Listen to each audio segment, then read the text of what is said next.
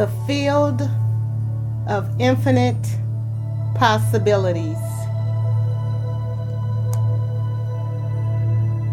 Infinite possibilities.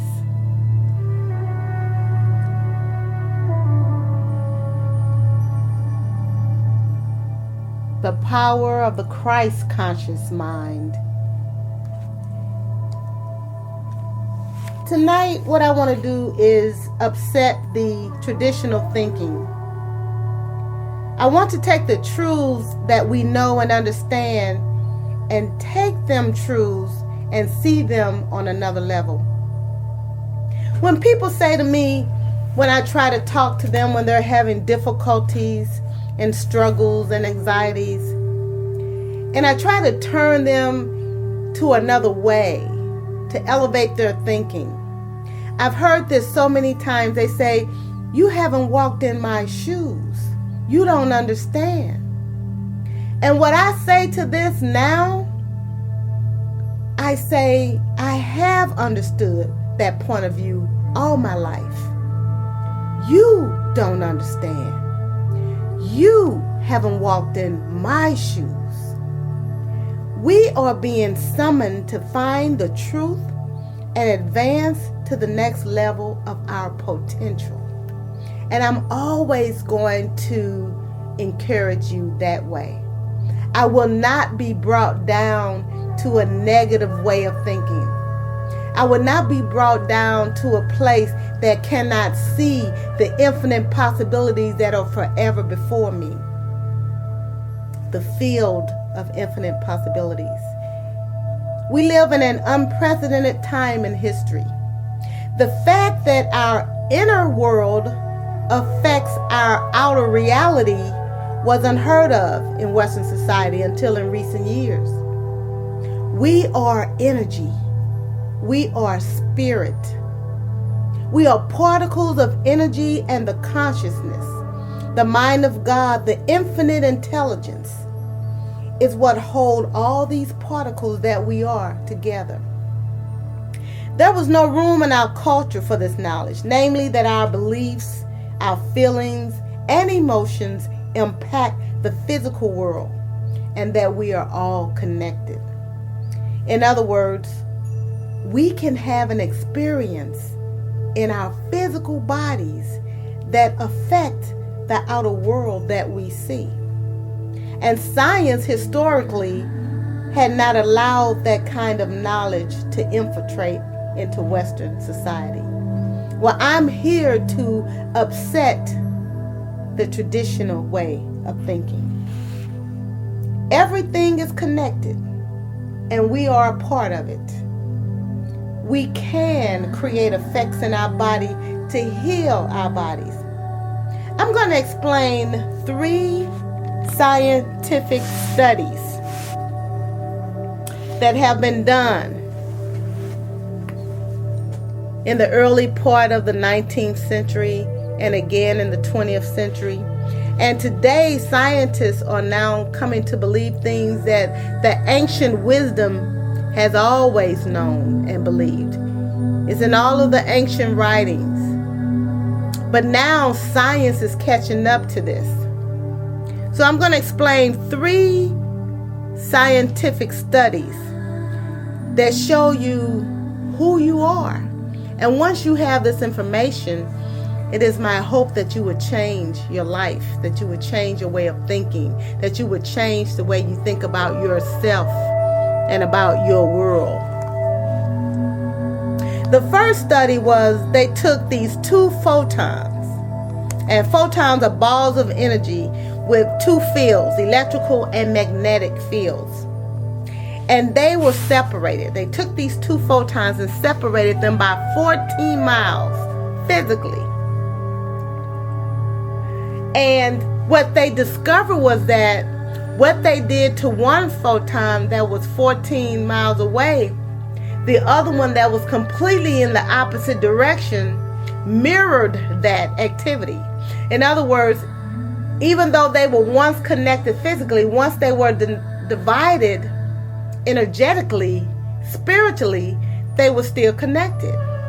their activities mirrored one another. What they did to one photon on this end, the other acted in the exact same way. These are the particles of what we are made of. So then there was another experiment that was done. They put these photons in an empty container. In other words, we should say that looked empty. And when they looked at this container and were able to look at these photons, these particles of energy inside this empty container, they found that these photons were spread out sporadically. There was no alignment, there was no particular form. They were all over this empty container. And that was not surprising. They expected to see that. But what they didn't expect was what happened when they put a piece of human DNA, another type of particle, the particle that we are made of, into this empty container that contained the particles that the world that we cannot see is made of. And so they put this human DNA into this container, and what happened surprised them. These photons aligned themselves and took the form of the human DNA. Before, they were sporadically scattered throughout this empty container. But once human DNA was put into it, it aligned itself and took on the form of that human DNA.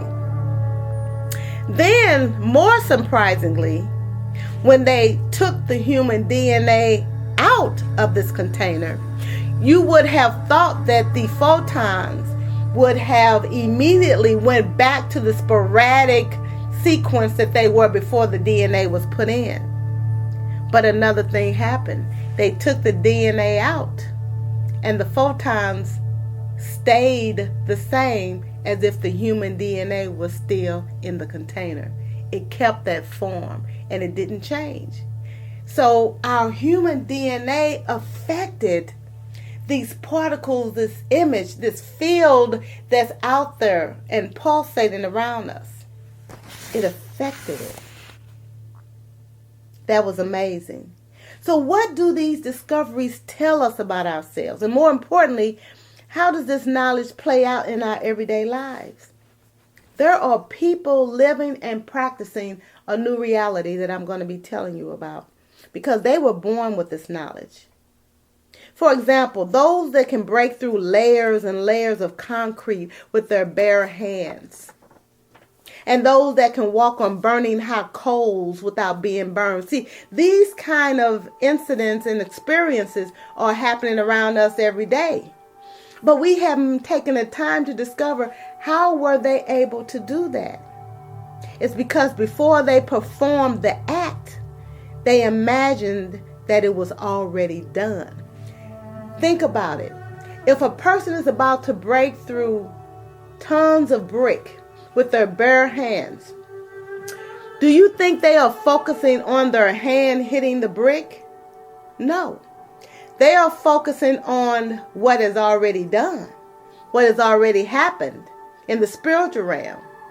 They see those bricks of concrete already broken. That's where their focus is. They see that, and then, and only then, are they able to break through those layers of concrete. The same with those who walk on the hot coals. Before they perform the act, they don't see themselves walking on hot coals.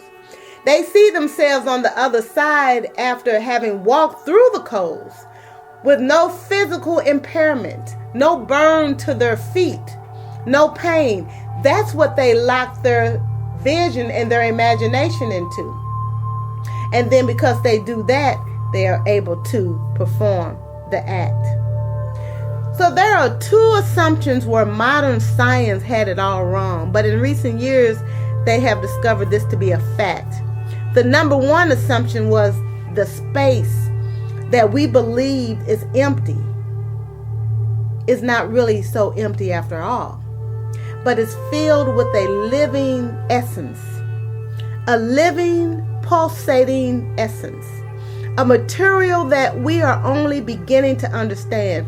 There is a field of energy that holds everything together, And it's called a wave of infinite potential and possibilities. This field of energy, what is it exactly? I think our own scriptures told us about it, but we never looked at it in this way. If you read Genesis chapter 1 and 2, let's go there.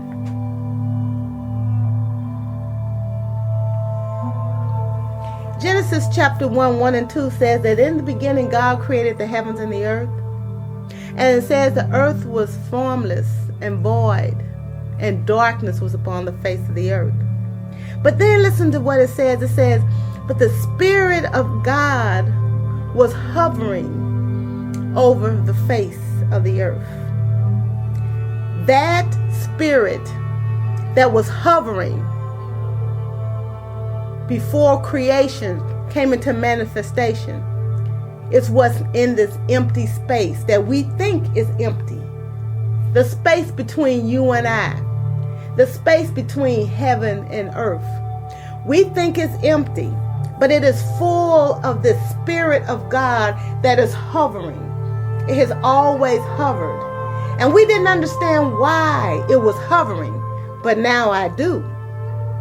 God wants us to activate our creative power and manifest a new reality in this world. And He has given us this field of energy, this spiritual field that we can tap into if we only knew and believed that it was there. The second assumption that the scientists had wrong was that they didn't think that what we experience within our bodies can influence the world outside of our bodies. It was always assumed that the things that happened in day-to-day life affected us. But what those scientific discoveries told us was just the opposite. That what we are within our most innermost being affects the outer world. The outer world beckons to that. This infinite possibility, this infinite potential that we have within us. This field of energy is waiting for us to speak a word, to create something. But you can't create nothing until you believe that it is so. You cannot create until you see it. You cannot create until you imagine it and envision it before it can become manifest. So knowing this changes everything that we have believed about ourselves and the world around us. The time for transformation is upon us. I want to share with you an experience that I had when I learned about this empty space. And I went into meditation and I focused only on the emptiness. I didn't focus on what I knew was in the room. I focused on that empty space that I thought was empty. And I sat there for maybe 35 to 40 minutes and nothing had happened. I mean, of course, I was in a different place. I was in a place of peace and calm, which is normal in my meditation experiences. But then something began to happen. My breathing began to become labored. I began to breathe heavily. My heart began to palpitate more quickly, like I was running. That's the sensation I felt. I began to breathe heavily. And all of a sudden, all of these waves of light were surrounding me.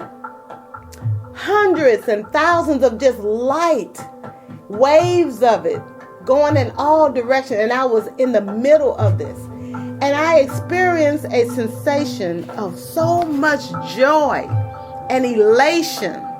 And that happened for about a good 3 or 4 minutes. And then it subsided. And as I was sitting there trying to figure out what had happened, it happened again. And again, I was lifted up into these waves that I didn't really understand what I was experiencing at the time. But it was amazing. It was so amazing. The joy. And I was consumed by this energy that was all around me. Today I know what that was. I was in the midst of this field of infinite possibilities. I saw the waves that I normally can't see, but God allowed me to see it that day. And now, since that experience, even though I don't see it with my physical eyes, because God gave me the vision to see it that day in meditation, I see it around me all the time. I know it is there. And I know that it is waiting for me to believe something with my heart so that God can give me my heart's desire. The science behind changing a thought pattern. In 1944, there was a scientist named Max Planck. He called this pulsating consciousness of energy the divine matrix. And that's exactly where the movie The Matrix came from, that idea of two worlds. In other words, underlying everything that we see, our bodies included, there is an existence of a conscious, intelligent mind, the energy or spirit of everything that exists. And we have the opportunity to influence that field in ways we are only beginning to understand. And it is done through the human heart. It is not a thinking process. And I'm not saying we're going to use this field to manipulate it or force it to do anything, but to be a part of the creative process as we truly are. Did not God say that we are co-creators? Why are we not creating anything? And the things that we are creating are things that we don't want, because we have believed the things that we don't want. When did we learn to do that and not believe the things that we do want? This is where we have mostly stayed in our learning of this new science. We know that thought is very important. And while thoughts are very important, the ancients made a distinction between the human heart and the emotions. I learned that our hearts are the strongest electrical and magnetic fields in our bodies.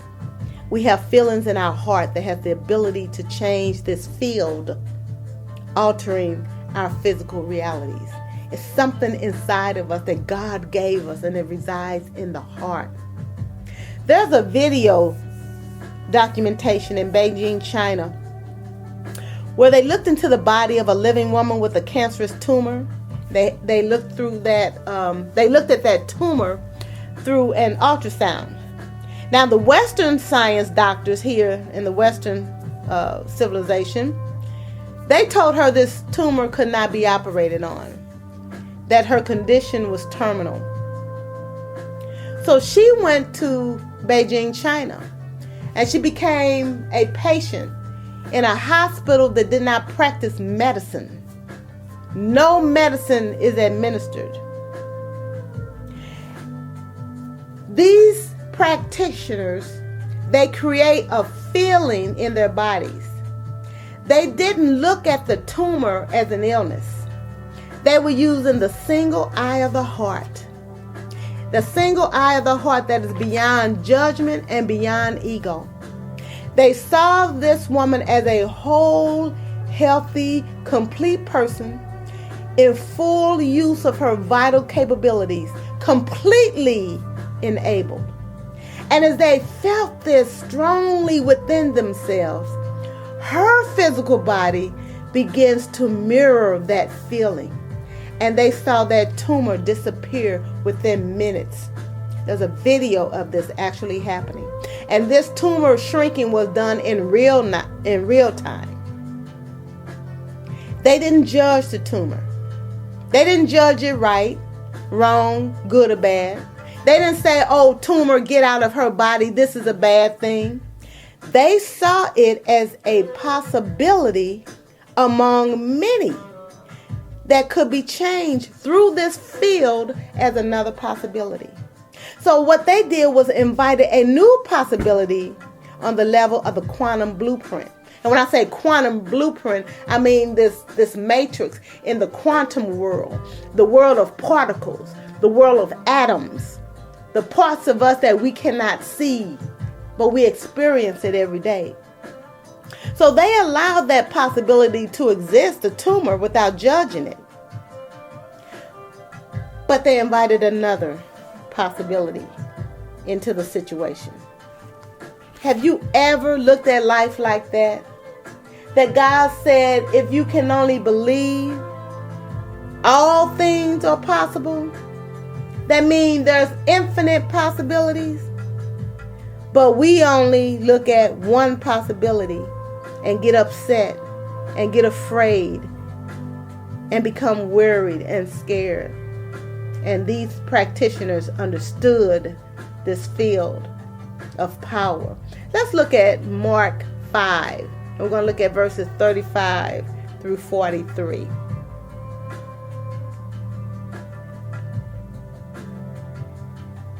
Mark 5, verses 35 and 43. I want you to see something.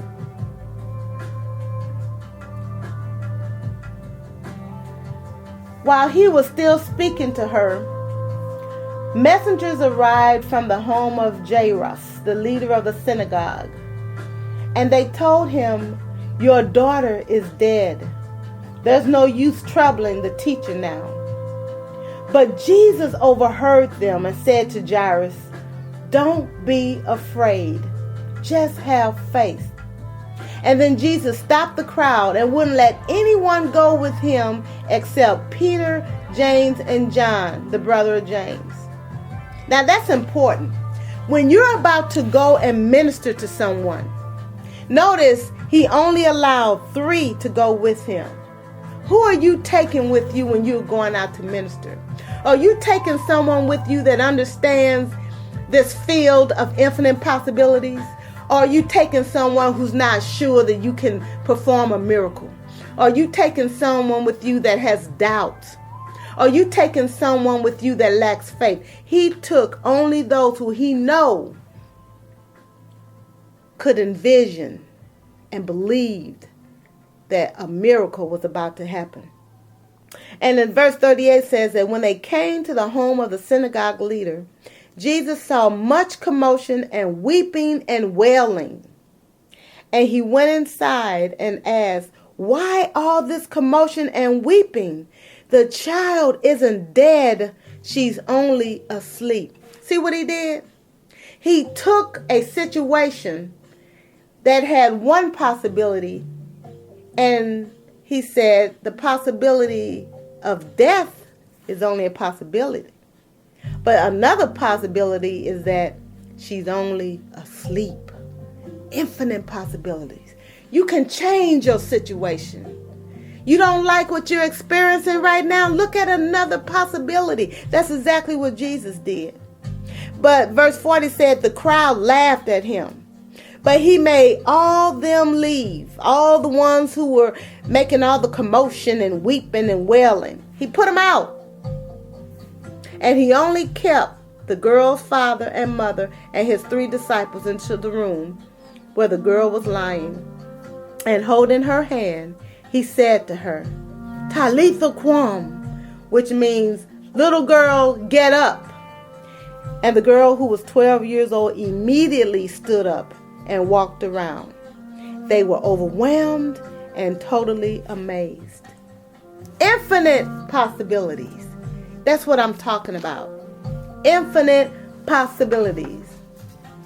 Let's look at another verse. Let's go to Mark 11. I'm going to look at verses 23 and 24.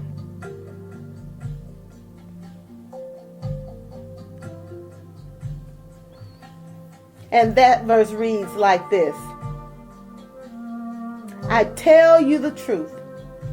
You can say to this mountain, 'May you be lifted up and thrown into the sea,' and it will happen. But you must really believe it will happen and have no doubt in your heart." See, I told you it's a heart thing. The heart is the strongest electrical and magnetic part in your body. He said, "I tell you, you can pray for anything And if you believe that you've received it, notice the language there. Not will I receive it. He said you have to get to a place where you believe that you have received it. And then, and only then, will it be yours. That's what we're talking about. That's what those 3 practitioners did when they were healing the woman of a cancerous tumor. They saw her complete. They saw her whole. They did not see the tumor. In this infinite field are all possibilities. And the reason why I say all possibilities, your worst nightmare is in there, and your most wonderful, marvelous dream is in there as well. Is what you believe. Is what you reach into that field and pull out. That's what you create. We always want to say the devil did this. The devil is attacking me. But we don't understand that our own thoughts and our own words and the things that we believe in our heart is what we are creating. And we think that only the things that we believe in our heart that are good is going to create good. But we believe a lot of things in our heart that are negative and wrong, and that will create too. There is no partiality with God. None. This field works regardless whether you use it for good or you use it for bad. It works. But you can't change truth. I heard someone ask, well, if only we got to believe that we can change our outcome. He said years and years ago, people believed that the world was flat. How come the world didn't change into a flat world? Because all these people believe that. See, what he didn't understand was God created the heavens and the earth. We can't change what God created, but we can change our situations. That's what we can change. We can't change truth. God's word is truth. We live by truth. We don't change what is. That's like saying we can go in and change God into something we want him to be because we believe that's what he is. But in a sense, that can be true too. God can be as big or as little as you want him to be. God can be as powerful or weak as you want him to be. I believe in infinite possibilities.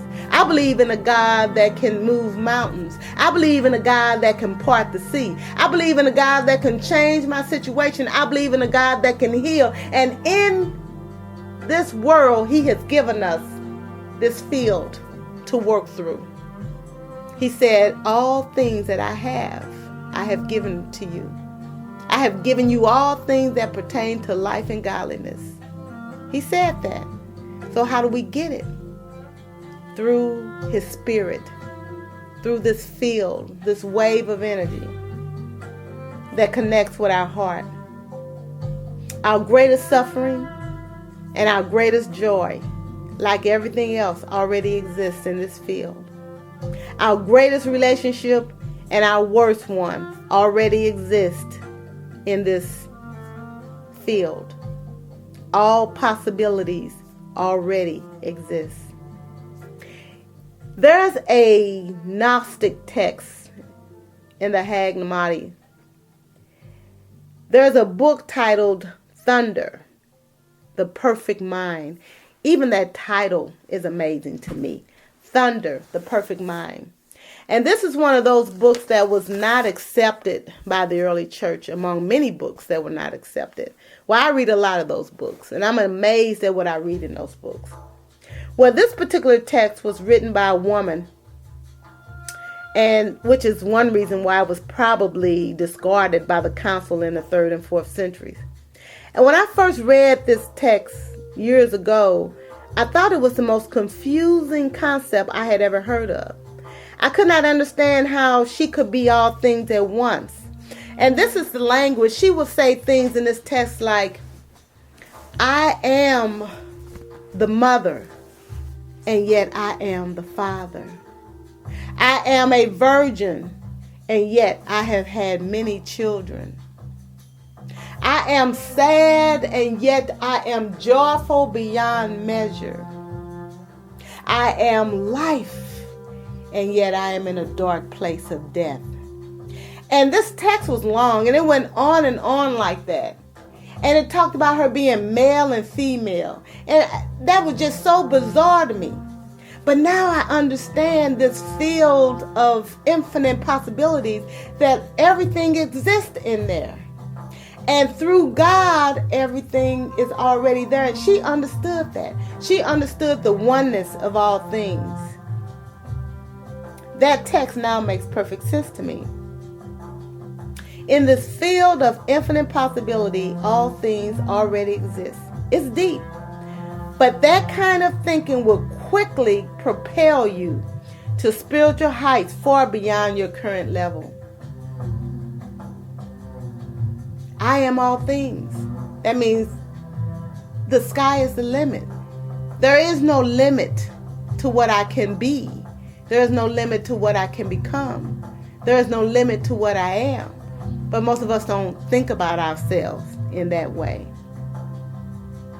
How do you apply your affirmations? Affirmations are positive statements that you declare. And I hear a lot of people say, I am the head but not the tail. And yet they worry about their bills. Or they say, I am the child of the living God. And then when they have trouble, God, why are you not with me? See, they say these positive things, but then when trials come, those words are just like whispers in the wind. They just passing through. They don't take root in the heart. They never believed what they really thought. We have to go into this field to bring that possibility into this world through the feelings and through the emotions.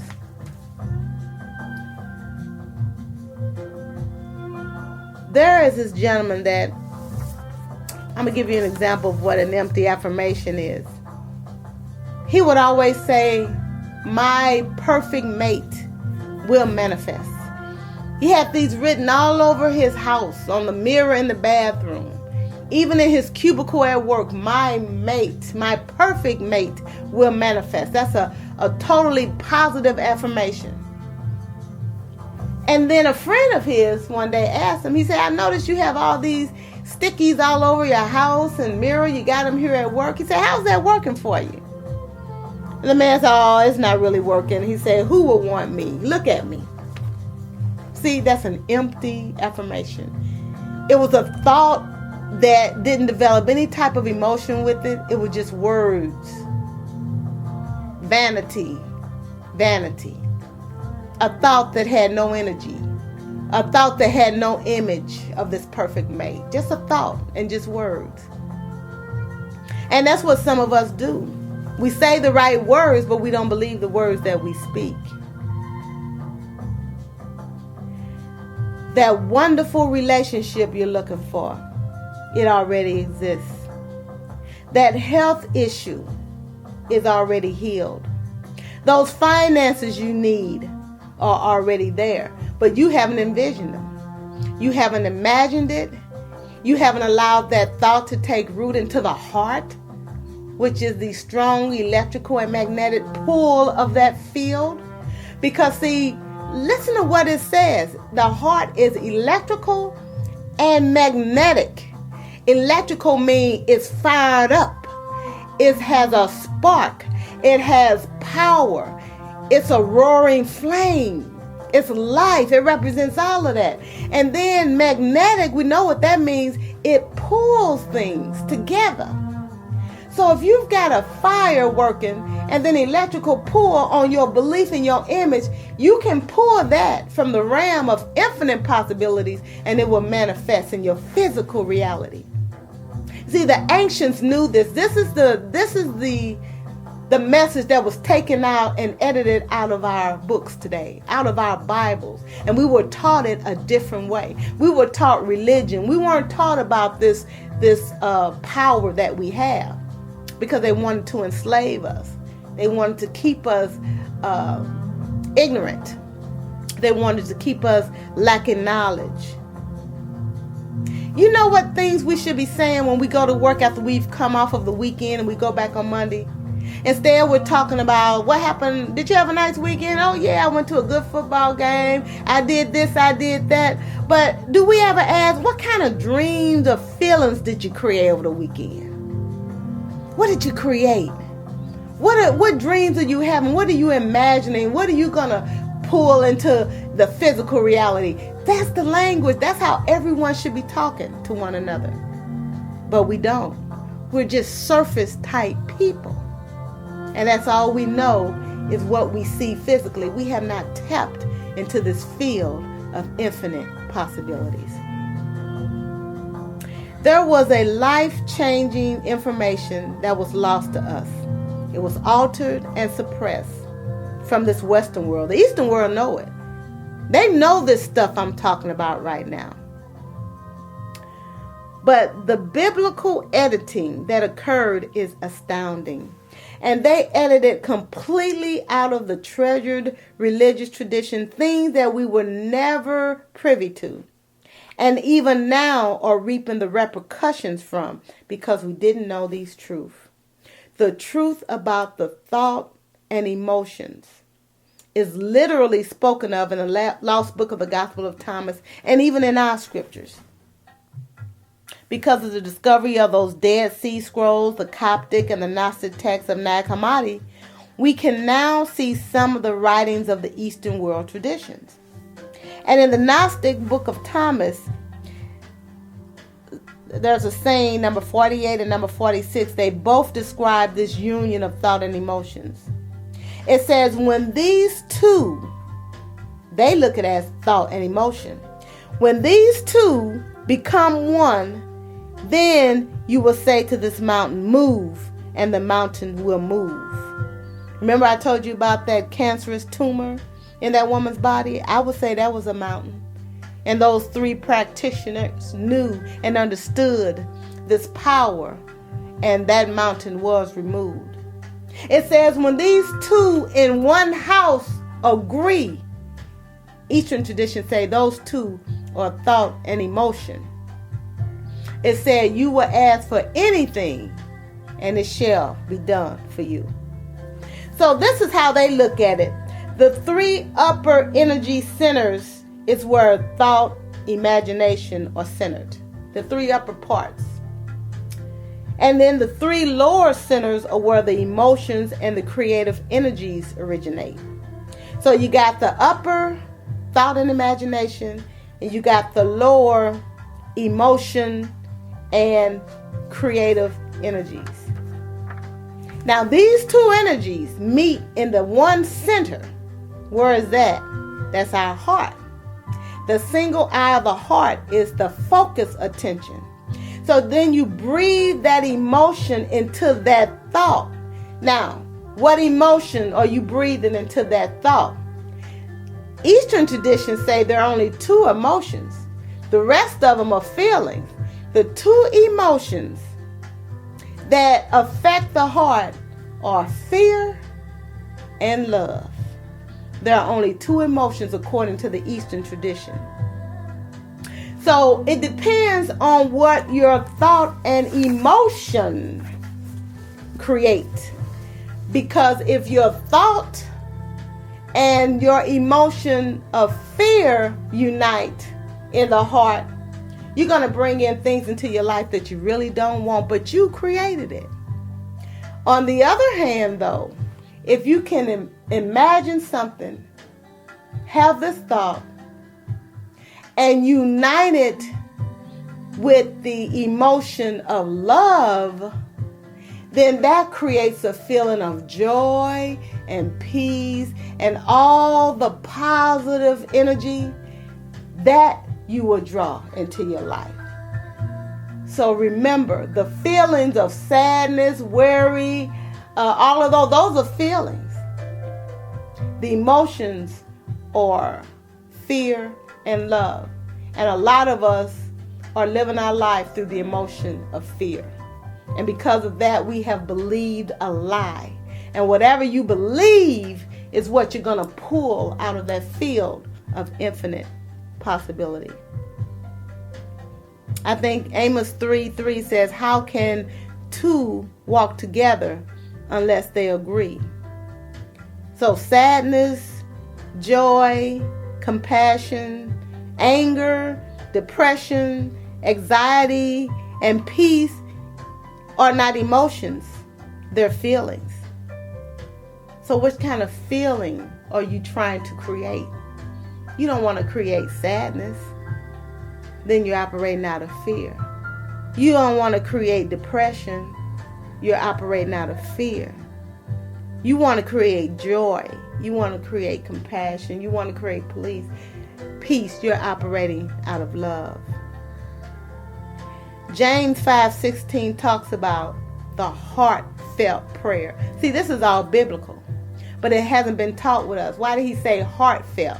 Because the heart is the electrical and magnetic pull that will pull that feeling of love out of that field and into your current situation.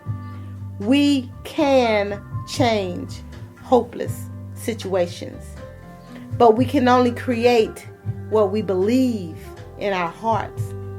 Jesus said, if you can believe, all things are possible. That's what he's talking about, infinite possibilities. So what do you believe about yourself? Do you still believe you're a sinner?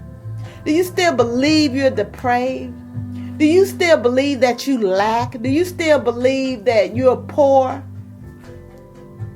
That's what you will be as a man thinketh in his heart. See, it's the heart that brings that into your life. You got to remember the heart is what's pulling it all in, good or bad. What do you believe about your circumstances? What do you believe about the people around you? See, we have to change our thoughts. We have to change what we believe about ourselves. We have to change what we believe about this world. Now, I'm going to close with this because this is so important. I'm going to read another verse, and then I'm going to go into the Tower of Babel, and then I'm going to close. John 16:23 and 24. That version in the Bible tells us, what to do. Let's go there together. Let's look at John 16 verses 23 and 24. Very popular verse.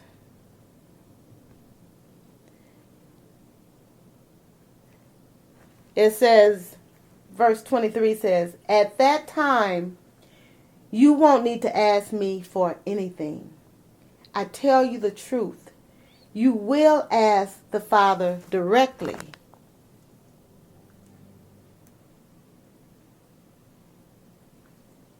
And he will grant your requests because you use my name. You haven't done this before. Ask using my name, and you will receive, and you will have abundant joy. In other words, you will have joy to the full. How many of us have experienced joy to the full? I haven't. But I'm just now learning this stuff. I'm just now coming into this type of knowledge. He said, use his name. And I want to talk about that. We always end our prayer in Jesus' name, amen. Now I want to read that same verse from the Aramaic version. This is telling you how to do that. It says, all things that you ask straightly, directly from inside my name. That's a big difference. Directly from inside my name. Not just speaking my name after your prayer, but asking straightly, directly from inside my name. You got to move into this field of infinite possibility. He said, then it will be given you. He says, so far you have not done this. And this is the key. He said, ask without hidden motive. Woo. Ask without hidden motive. Be surrounded by your answer. Be enveloped by what you desire, that your gladness may be full. That was powerful to me. Immerse myself in the answer. That means the answer that I want, I have to believe that it is so. I have to so immerse myself in that what I see that I begin to live that. It is happening now. It's not something I want to happen. It is something that is happening. I immerse myself in the answer. I immerse myself in his name, in this power, in everything he represents. I immerse myself in it. Remember when I told you that I was in the midst of all these waves of energy? And that meant anything that I saw in that field, I could pull out because I was immersed in it already. I had placed myself in that thing that I desired. Not standing outside and looking upward and saying, I want it to come to me. No, I'm going and getting it. I'm immersing myself in it. I'm walking in it. I'm feeling the emotion of it. I'm feeling if I want extra money, if I want to be rich, I'm feeling rich. I'm feeling the feeling of what it would feel like if I had it in my pocket. I'm living it. That's what he's talking about. You walk in the answer. I never was taught that before. The thought and the emotion create the feeling. You got to feel that you have received that thing that you have asked for. That was huge for me. And so now we're going to go to one last verse. And I'm going to leave you with this. We're going to look at Genesis chapter 11. And I'm going to show you how this language, these thoughts and feelings and emotions of prayer is a language.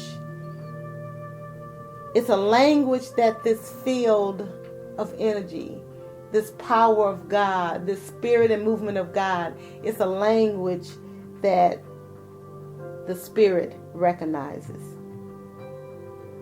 Prayer is a language, and sometimes it's not even words. But I never really understood the story of the Tower of Babel. That story always confused me. But I show you, as you keep on walking with God, he will give you an answer. And now the Tower of Babel, the importance of speaking the language. And we know what happened in this story. There's something happened to the language of the people. But I want to take you there and show you why, what happened. It says, the whole earth had a common language and a common vocabulary. And when the people moved eastward, they found a plain in Shinar and settled there. And then they said to one another, come, let's make bricks and bake them thoroughly. They had brick instead of stone and tar instead of mortar. And then they said, come, let's build ourselves a city and a tower with its top in the heavens, so that we may make a name for ourselves. Otherwise, we will be scattered across the face of the entire earth. And then it said, but the Lord came down to see the city and the tower that the people had started building. And the Lord said, if as one people, all sharing a common language, they have begun to do this, then nothing they plan to do will be beyond them. I have to read that again. Listen to what God said. If as one people, all sharing a common language, they have begun to do this, then nothing they plan to do will be beyond them or out of their reach. It was the common language that they had. It was the words, it was the unity, it was the oneness that they had. And he knew that they would be able to do it. But there was a problem. God didn't want what they wanted. Even though we want to reach into this field and create something, if it goes against the principles that God has given us in using this infinite field of possibilities, it will not happen as we desired it to happen. And I'm going to show you what happened. It says that they journeyed from the east. Anyway, back up. I'm sorry. Then God said, "Come, let's go down and confuse their language so they won't be able to understand each other."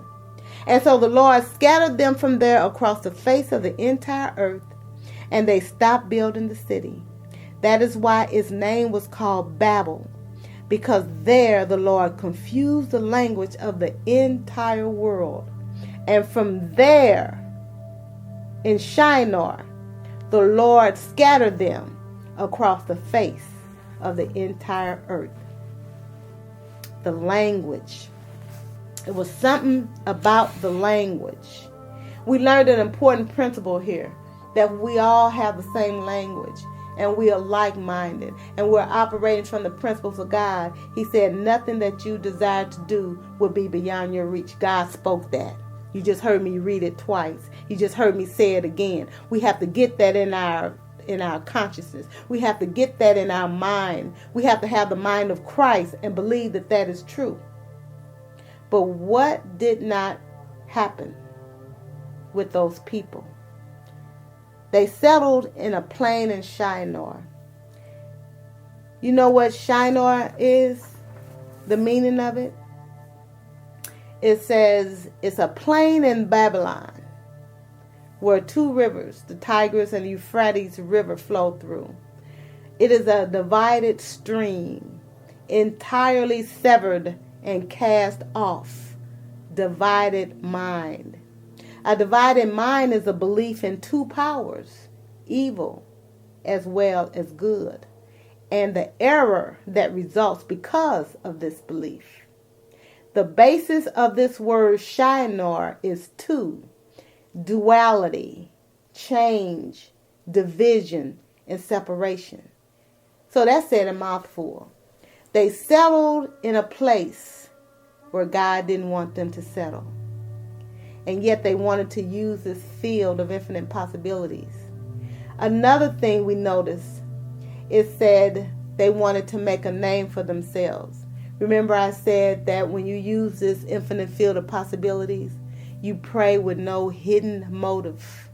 They had a hidden motive for their prayer. They wanted to build a tower. They wanted to make a name for themselves. They were not a person of unity in heart. And then it said, unless we be scattered across the face of the earth.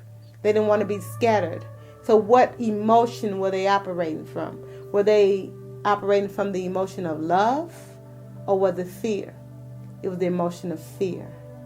And the thing that they didn't want to happen. Remember I told you that the field of infinite possibility has everything in it. What you want and what you don't want depends on what you pull out of it. They pulled out of it exactly what they didn't want. They say, let's build this tower to the heavens and make a name for ourselves, lest we be scattered across the face of the earth. God came down, saw what they were doing. He saw their hidden motive. He saw they were operating out of fear. They pulled out of it. And what happened? God scattered them across the face of the earth. The very thing that they did not want, that's what they pulled out of this field of infinite possibilities. I'm telling you, where they settled had a huge impact on their language. They settled in a place of division.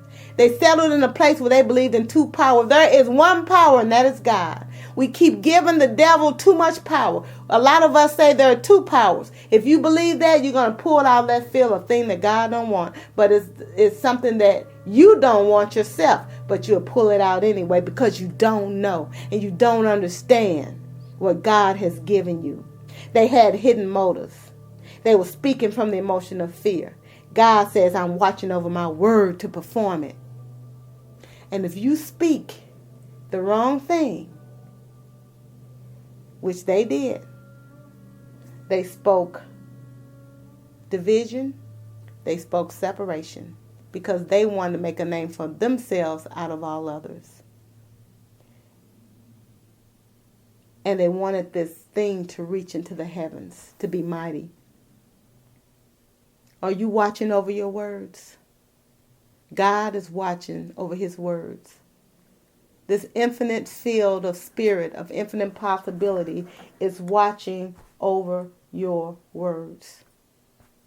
You have to speak life. You have to speak love. You have to speak power. You have to speak victory. You have to have faith. You have to believe in the words that you speak. And you have to know that God wants only your best. Infinite possibilities are yours. What are you going to do with this field that God has placed before you? And he says, all that I have in this field is yours. Healing, riches, joy, long life. I pray today that you will reach in through the heart. The magnetic pull will pull all that your heart desires. In the name. Not just say it after prayer, but immerse yourself in that thing that you desire. That's my lesson. Amen.